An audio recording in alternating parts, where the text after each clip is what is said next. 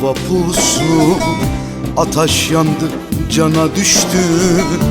Kara haberini aldım, üstüme çığlar düştü.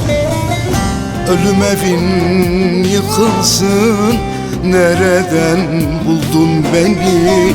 Daha bu genç çağımda yasa bürüdün beni.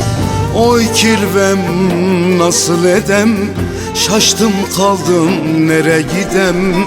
Sen de gittikten sonra ben kime kirvem diyem.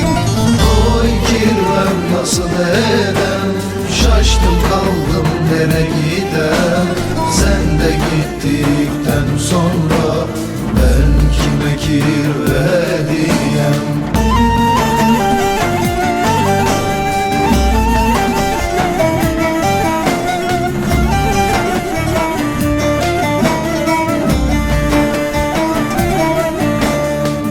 Allah'ından bulsunlar sana pusu kuranlar. Dilerim yok olurlar kalleşçe vuranlar.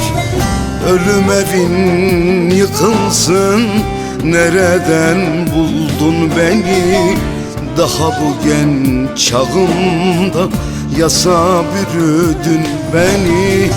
Oy kirvem nasıl edem, şaştım kaldım nere gidem. Sen de gittikten sonra ben kime kirvem diyem. Oy kirvem nasıl edem, şaştım kaldım nere gidem. Sen de gittikten sonra ben kime kirve